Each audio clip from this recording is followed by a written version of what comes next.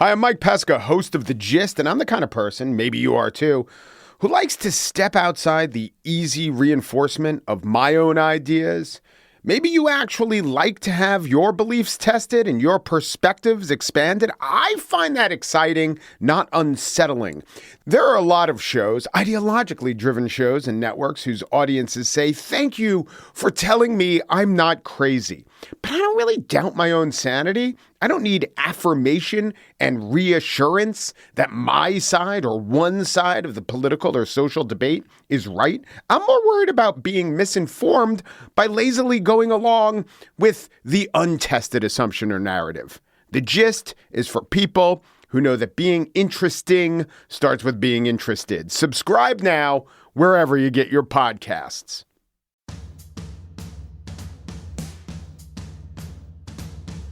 It's everything you never needed to know. This is totally useless information with Nick and Roy.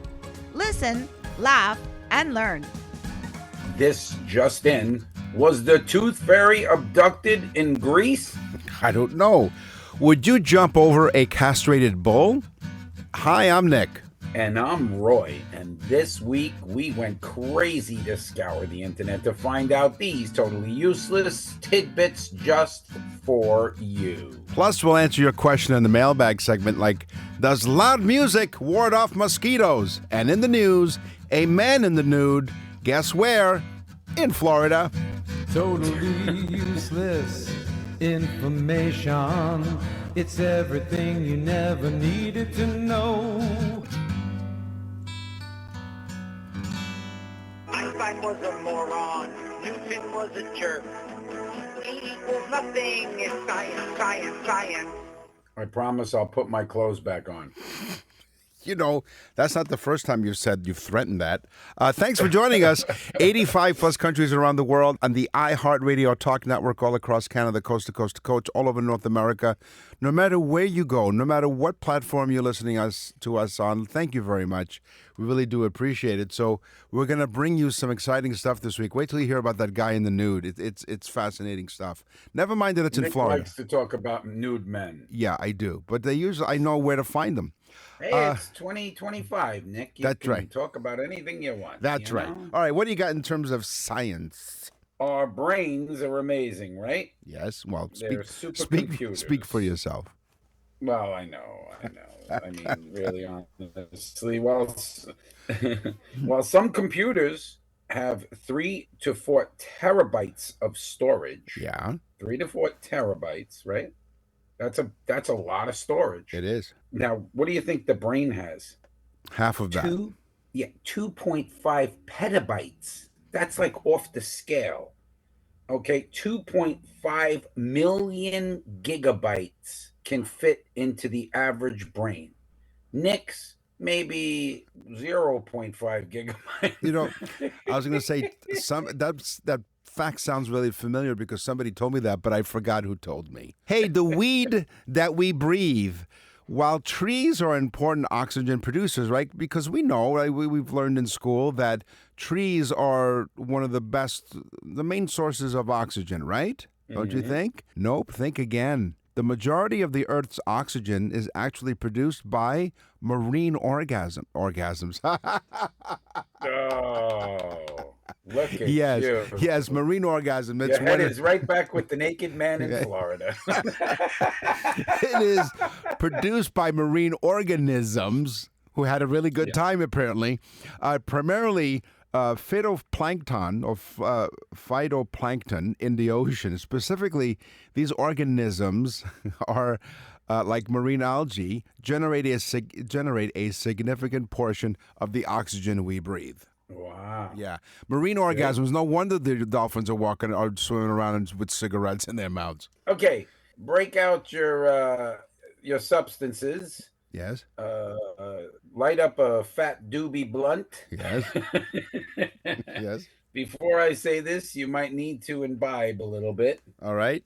Boy, am I using big words. Oh, my goodness. I need a dictionary just to figure it out, but I don't know where to start, how to spell it. But go on. Here we go. There are more molecules in a teaspoon of water than there are teaspoons of water in the Atlantic Ocean. Wait, There's more molecules in 1 teaspoon Right. than there are teaspoons full of water in the Atlantic Ocean. And the number of molecules is 2 to the 10 23rd. That's a big number. So that's 10 times 10 times 10 times 10, 23 times 23, squared. Yeah. That's a mind-boggling amount of water. So think of how many molecules are in 1 teaspoon of water. It boggled my mind, and mine is more like the game of boggle. I can't believe that. I can't believe that my stomach has that much room when I drink an 8-ounce bottle of water It does. Yes. for all those molecules. That's They do come out though, Nick. They do. You know what? That's what I'll blame my, my shape based on, where there are a lot of molecules in there taking up a lot of room. That's what it is. Yeah. Oh, Yellow River. Yes. You know what? Bite me. Ooh. Female sharks. Back to the guy in Florida. That's right. Yes. Bite me. Female sharks have thicker skin. Why? Because males bite them during mating. No, I don't know what your mating rituals are or were. Oh, wait a minute. Yeah. Say that one more time. Female sharks have thicker skin because during mating, the males bite them. Mm-hmm. They must, but here's the thing: the male must bite the female's back, flanks, and fins. Yeah, do it. He likes You to know, bite baby, the do it flanks, to me. doesn't Do it to me, flank style. Sometimes inflicting serious wounds in order to Ooh. get info. In order to get information on a position to mate. So for the girl is deciding the position. That's correct. So for this reason, some female sharks have skin nearly twice as thick as the males. You think maybe one of them has a boyfriend named Finn? I don't know. All I know is burn them. And all their pornographic films. Bum, bum, bum, bum, bum, bum, bum. Yes. And you know what? Then In that an line. average lifetime. But hold on. You know, Go ahead. here's where that line really makes sense. You're going to need a bigger boat. The average person walks 7,500 steps a day. Okay. Nick, maybe 3. But What, I'm 3,000? talking about the average person. 3,000 or 3? So the average person walks 7,500 steps a day. So I broke out the handy, here we go, There you go. handy calculator, Yes. and I checked it out. So times the average age of 80, that's 216,262,500 steps, or approximately, broken down into miles, not kilometers. Sorry. Okay. All right. Sure. You can do the math. Sure. 110,000 miles we will walk in an average lifetime, which I did the math, is 5 times around the earth. So you better, Nick, you better get a new pair of sneakers. Good ones, too. Because your 110,000 miles turned out to be 177,027 kilometers. So I'm going to need some really comfortable running shoes. Yeah. I mean, can you believe that? Wow. We will have walked 5 in our lifetimes, 5 times around the world. Wow. And then I thought to myself, we spend a lot of money on vacations, or some people in Europe call them holidays. Right. Why bother? Just start walking in that direction. Yeah. Just keep walking. Yeah. Yeah. You'll see it 5 times. Yeah. Just what is it when someone attempts to sing and they say, why don't you sing Far, Far Away? It's a geographical suggestion, not a name of a song. Okay, hard. So you talk about in a lifetime. How about a hard life's work? Not a hard day's work, but a hard life's work. A teaspoon of honey represents the life's work of 12 bees. A worker, 12 of them. A worker bee, on average, produces 1/12 of a teaspoon of honey throughout its entire lifespan. To produce 1 teaspoon of honey, it takes the collective effort of approximately 12 bees. Wow. Yep. So 12 bees gave their life for that 1 spoon of honey. That's right. That you put into your tea. Yes, when you have a sore throat or something, or, you sing a lot. So next time you're doing it, folks, Yes. next time you're putting that spoon of honey in your tea, Yes. first make the sign of the cross, Right. or whatever you do in your religion. Right. Give a little homily. say a little, prayer. Or in the Obedience. bee's case, a homily. A We hum. thank you, OBs. Right. It's all the buzz, I tell you. It is. It's a sticky situation, but it's a buzz. And as we know from this show, honey is bee poop. It is, and also from the show on Totally Useless Information with Nick and Roy, and I think it was in the science section, that honey doesn't spoil, and it's mainly because of the non-existence of bacteria. It was the food section, like in our first year. Yeah. We spoke about honey not spoiling. Yeah, exactly. That's crazy. I've had honey spoil, though. Did you? Oh. Yeah. So then it was We actually contaminated, threw right? some honey out. Okay. So, Now, who knows whether or not the bacteria was on the jar and not the honey? Right. But either way, I wasn't going to take any chances. I didn't want to end up like the bees. right. The brightest star in our sky, folks, you're going to love this one. Uh-huh. It's a giant star called Betelgeuse. Betelgeuse. Yeah, don't say it again. Okay. You can't say it 3 I times. was just going to. Betelgeuse. What? Yeah, it's 430 light years from Earth. Its luminosity is 10 times. I love that word too. Luminosity. Mm. Write that one down. Yeah. Its luminosity is 10,000 times our sun. Can you imagine? It's 10,000 times brighter than our sun. Okay. It's 370 times bigger than our sun, which is huge to begin with. Yeah. They believe it will go into a supernova. If it does go into a supernova and explodes, which is what will happen to a supernova, Yeah. we will have light for 3 months straight, bright as bright can be, for 3 months, just from the explosive flash of that supernova, which is 430 light years away. That's thousands of years of travel. And bring sunglasses. It's crazy, right? Yeah, your future is bright. Yeah, it is. It is. That's right. Who knows? Talk about now.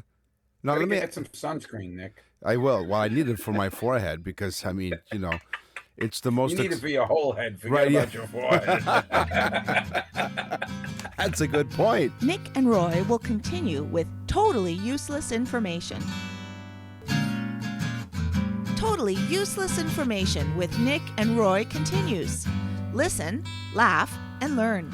I don't know about you, but I usually tend to watch my speed when I drive. You? No, I tend to go faster than I could see. Okay. How about faster than you can sneeze? According to some, sneezes can travel up to 100 miles per hour, but on average, some have clocked between 30 and 35. But the germ-ridden sprays can project far away. Few suspect sneezes to spread in a 5-foot radius, where in some cases it can land as far as 30 feet away. Oh, but 6 feet is enough, Nick. Yeah, that's all you need. But 100 That's miles per hour, and there was an exhibit. We have the had they tuned into this show, Nick, they'd know. yes. Yeah, not a Nick problem. and Roy, Nobel Peace Prize. No, not at all. No prize at all. In fact, every time we open up a Cracker Jack box, we get no prize, really. We're no we prize. get surprised. Surprise. Oh, look, you get surprised by the fact that there's no prize. Oh, nothing. Nothing at all. Again. But anyway, so we have we had the It's Ontario. like a life in the bedroom. Yes.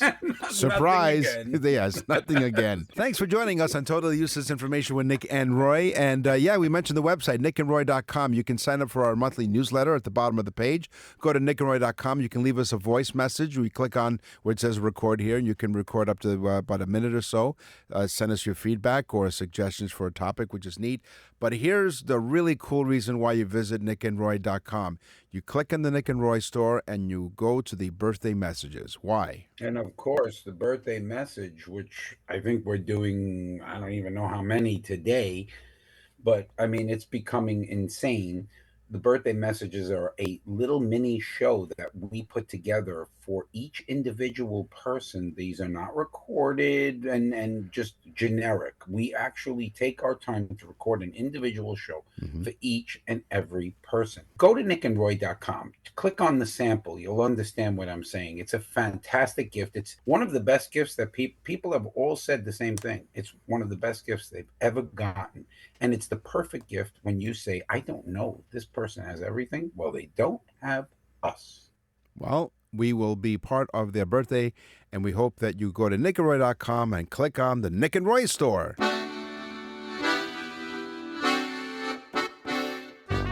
Willkommen, bienvenue, benvenuto, bonjour. Welcome to Customs and Traditions with Nick and Roy. All right, how about this? How about, as a tradition, eating seaweed? It is a common tradition in South Korea to eat seaweed soup. I'm going to try to really pronounce this, but miiyak guk. And they do it. That sounds very tasty. It is. Now, as a matter of fact, when we talked about birthdays, they eat seaweed soup on their birthday. This is a way. So this is what you do. You go to nickandroy.com, go to the Nick and Roy store, order the birthday message and a bowl of seaweed soup, right? Yeah, can I have the big bowl of guk? Guk. This is a way to honor. Now, this is interesting. This is what I find interesting about this fact about the custom. This is a way to honor mothers and thank them for bringing their children into the world. It's also believed to be a healthy and nourishing food. So seaweed soup, I don't know if you knew this, but it's traditionally eaten postpartum by new mothers. And the practice of eating it on birthdays is seen a way to acknowledge and thank mothers for their role in childbirth. Yes. In the village of Castrillo, castrated. Yes. In the village of Castrillo di Marcia, Yes. it is a custom. I believe that's in South America. Castrillo di Marcia. There is a custom when the child is born. The newborn child is put into a small cradle. Okay. Placed in the street, and the people walking on that street of the town, they go out of their way to jump over the baby's crib. Okay. As a sign of good luck for that child for the rest of its life. Dangerous. But there literally was a picture of these people jumping over this crib, and some of them didn't appear to be too young. God, if they miss and step on the baby, I mean... Thus, the reason why the ritual, I guess, keeps going. Once you get kicked in the head a few times, you just continue to do the same thing over and over. I mean, it's one thing to put a baby seat there, one of those car seats or whatever, and it's easy to jump over. But a crib, this kid's not strapped in, Nick. No. Yeah, and neither are the parents, for that matter. Apparently, right? Now, this is interesting because this is actually my teaser because you said castrated and jumping over things. So, how about a bull jump? In Ethiopia, the Hamar tribe's bull jumping ceremony marks a boy's transition into manhood. The ceremony involves a young man jumping over a line of castrated bulls. So he jumps like Evel Knievel. Yes, over a line of castrated bulls. And where is this? It is in Ethiopia. It is part of the Hamar tribes. They're part of their ceremony when a boy... Do they have like a big to-do, like maybe like they did with Evel Knievel jumping the Snake River Canyon? Probably. They had TV crews there and everything, I would imagine. Sure. But here's the thing. If they miss, the boys will also be castrated. When you think about it, yeah. Oh, yeah. So you don't want to miss. No, you don't. In fact, they interview the people that missed afterwards, and they're like, I'm so sorry that I That's right. They're now singing soprano. Oh my God. By the way, that thing I was talking about jumping over people, it's called El Calacha. El Calacha. El Calacho. El Calacho. It dates back to 1620. El Calacho. Okay. El Colacho. All right. Which means kick in the head. Yes. It's a slang Spanish term meaning kick in the head. Yeah. In Madagascar, yes, the Malagasy people, out of respect, remove this. I love. Yeah, they take their dead family members out of the crypt. Yeah, like the next year as a ceremony. Right. and they do this frequently. They take them out of the crypt Right. and then take the wrappings off the body Mm-hmm. and then rewrap them in some nice clean cloths Right. and put them back in again. Yeah, because it kind of gets But- stuffy. So they basically take them out like you would maybe like on a little vacation. Yeah. You know? Oh, yeah. It's like getting grandpa out of the home. Yeah. Take them for a drive. It's nice though that they put them back. I Yeah. would hope that they don't go get drunk and forget about them and leave them out on a park bench. Or put them in somebody else's grave. Somebody else's Right? grave.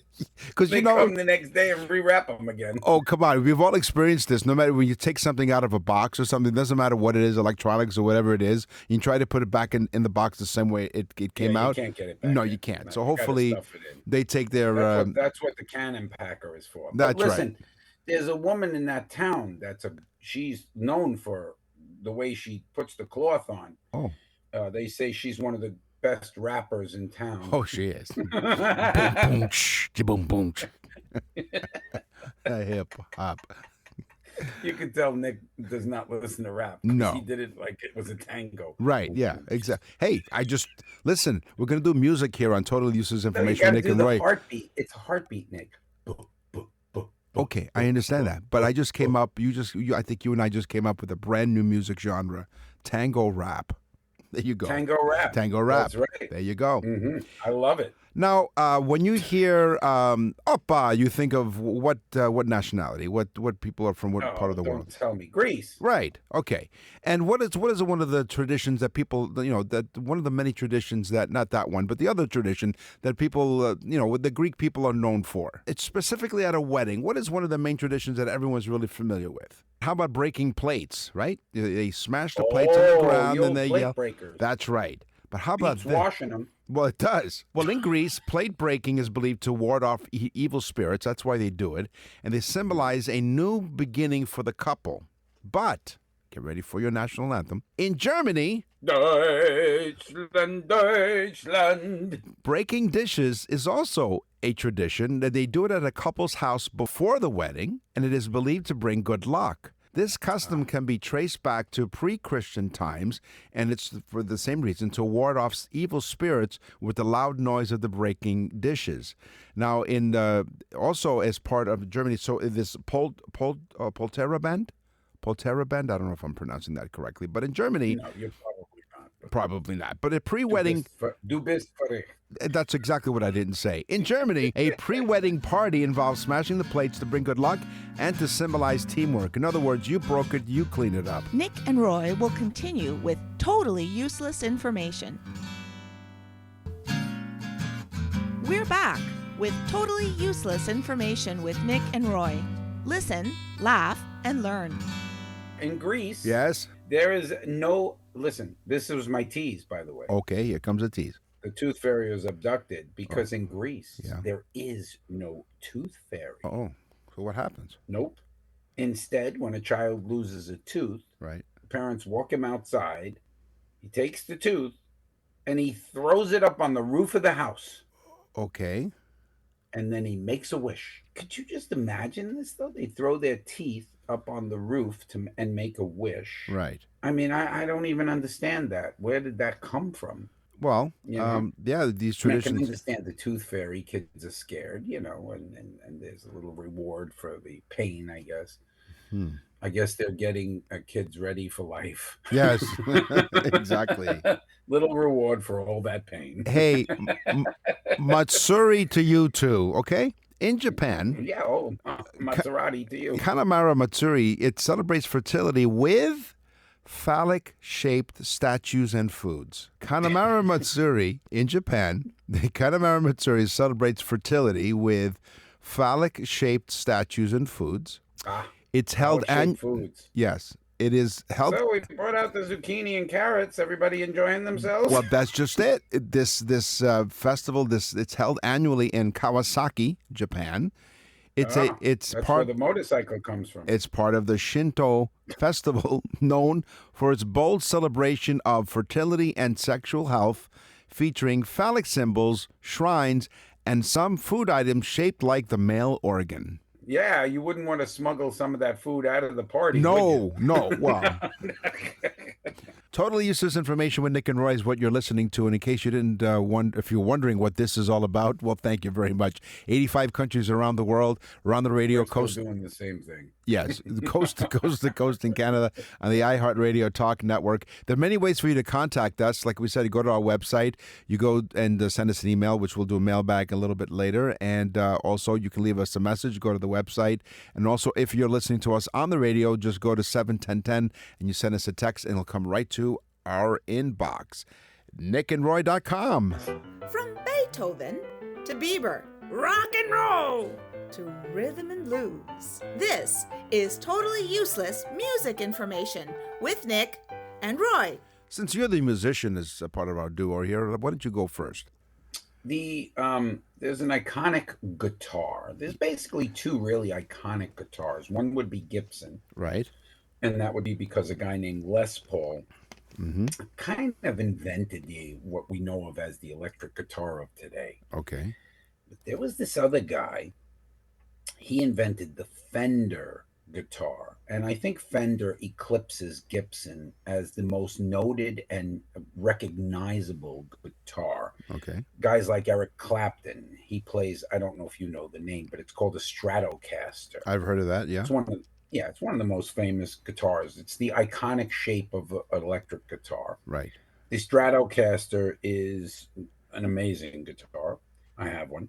And but if you played punk rock in the 80s, you played what was called a Telecaster, a Fender Telecaster. Okay. Very similar, but one different type of pickup and different sound. But anyway, so the most famous guitar and the most successful guitar company in the world is Fender. Ah. The company was started by a guy named Leo Fender. He started the company, made the most iconic, successful guitar company in the world, and Leo didn't know how to play a guitar. Wow, there you go. Good for him. How crazy, right? That's fantastic. Of course, when they started drinking while they were at the factory, they called it the Fender Bender. So Leonard Skinner, the rock band, Sweet Home Alabama. Alabama. Leonard Skinner was indeed named after. Because here's what I was trying to find out here is, some of the bands, how they got their names. So I came across this fact. Leonard Skinner was named after their high school. Ted Bundy? No, it wasn't. Oh, I'm sorry. That's People Skinner. That's right. Yeah. Something totally different, playing a different instrument.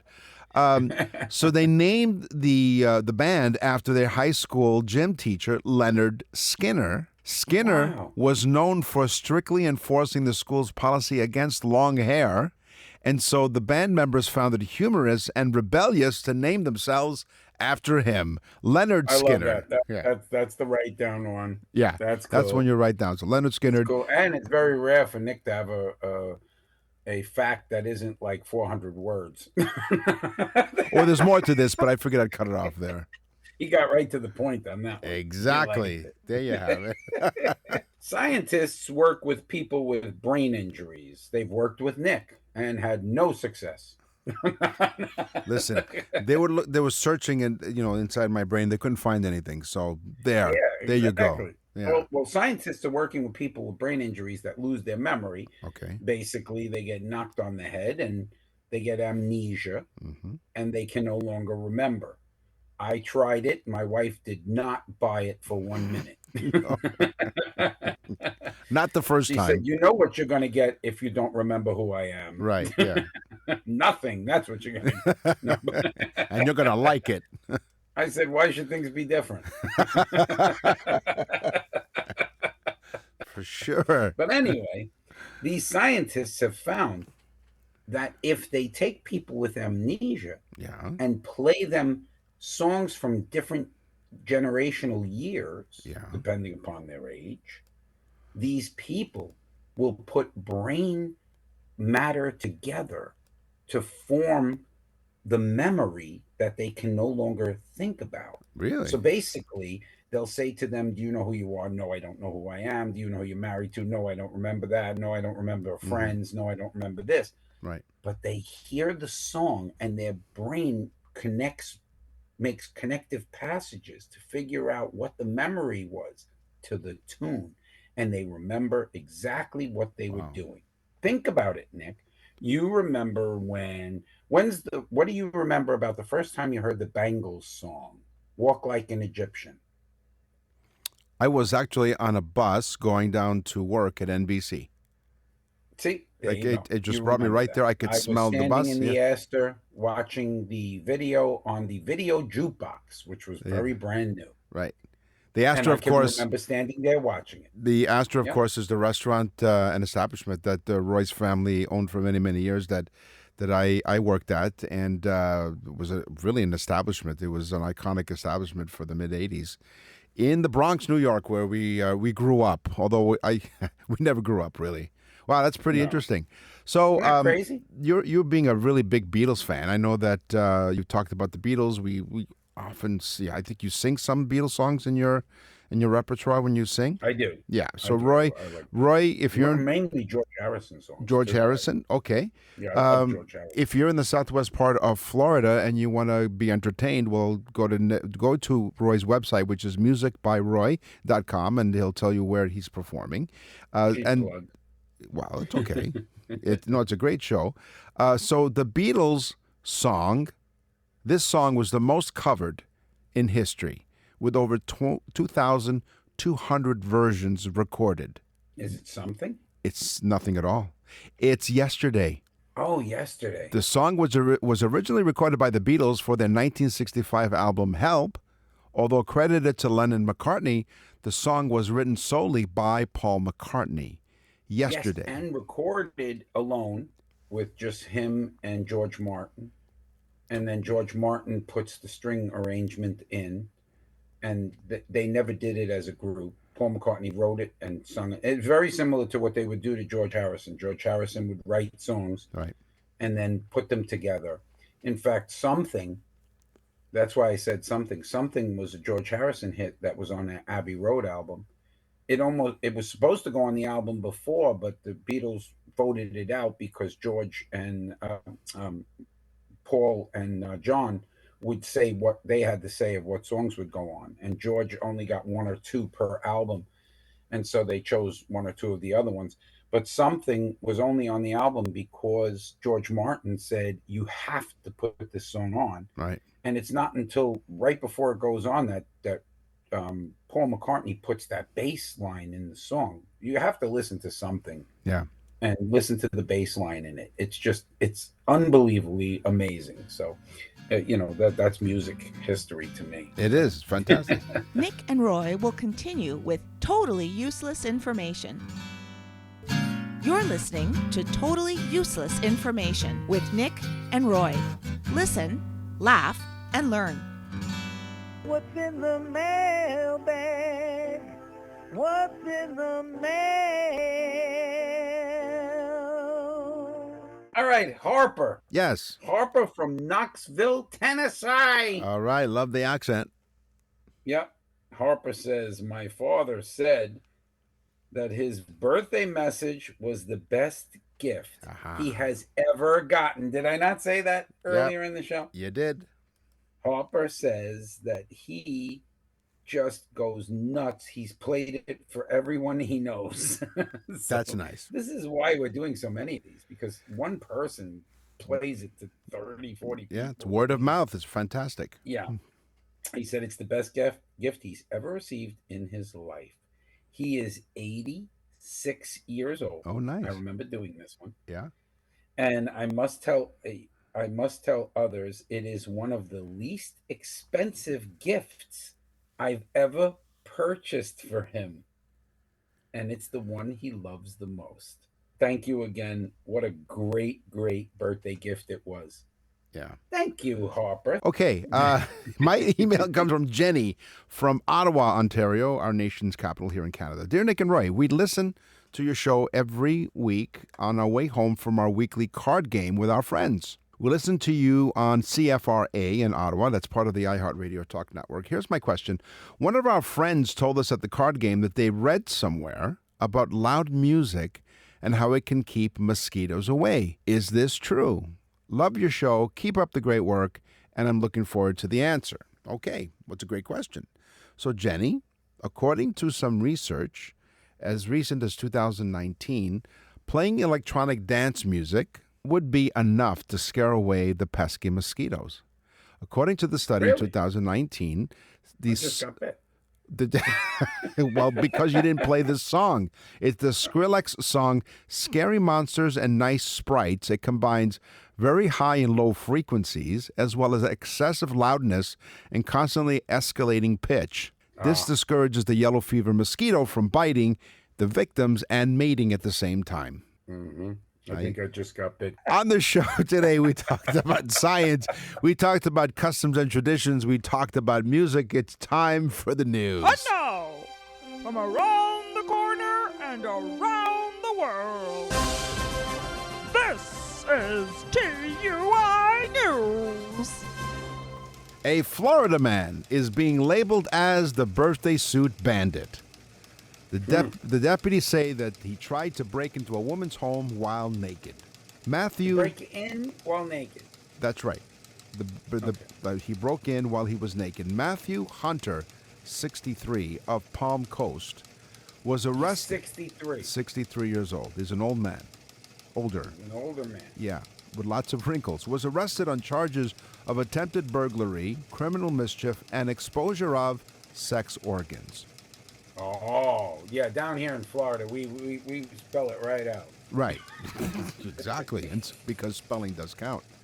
Now, Did he think he was in Machashadaruki doing a festival? we're not no, it didn't say where he thought he was, but on Saturday, April 26th, shortly after midnight, so not too long ago, the Flagler County Sheriff's Office received a 911 call about a nude man, later identified, of course, as Matthew Hunter.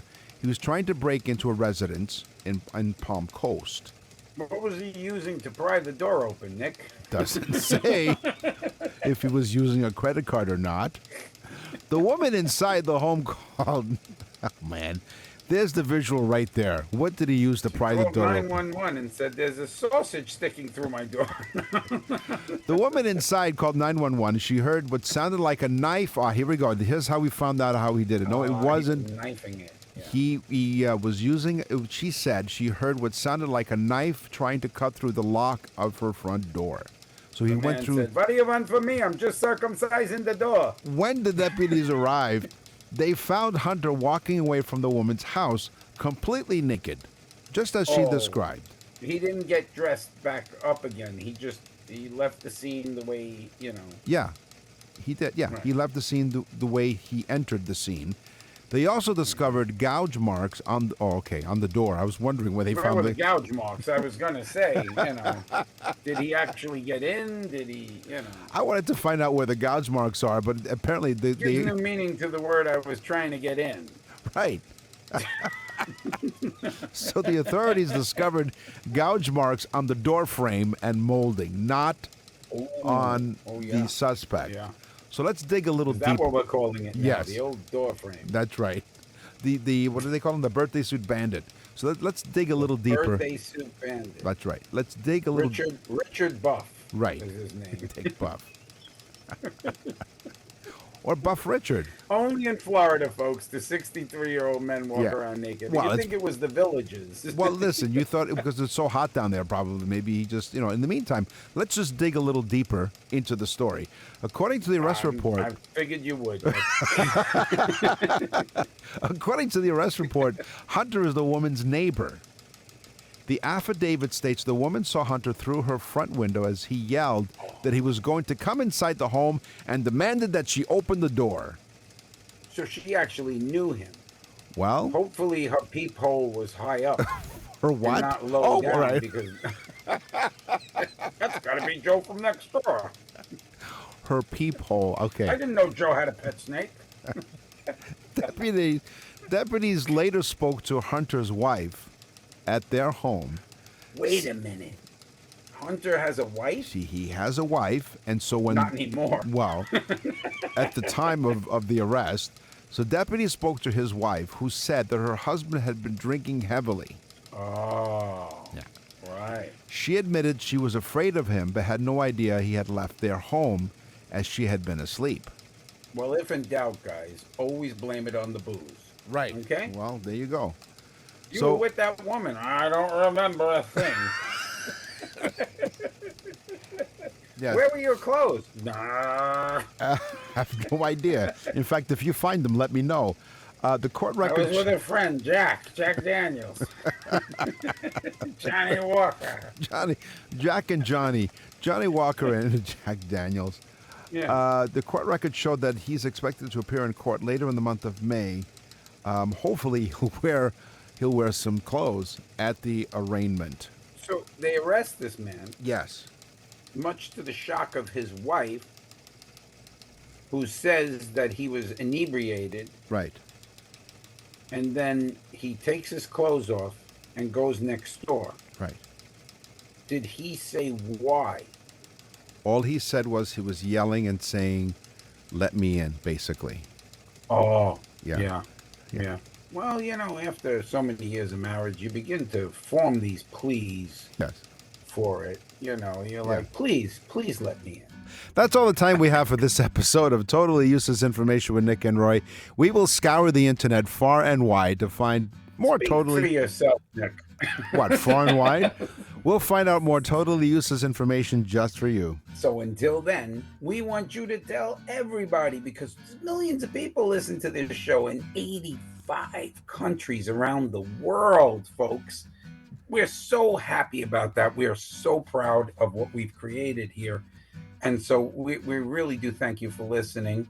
So until then, tell everyone you know to listen to Totally Useless Information. I'm Nick. And I'm Roy. Thanks for listening. Totally Useless Information with Nick and Roy is recorded and produced in Canada. For more totally useless information, visit nickandroy.com. That's nickandroy.com.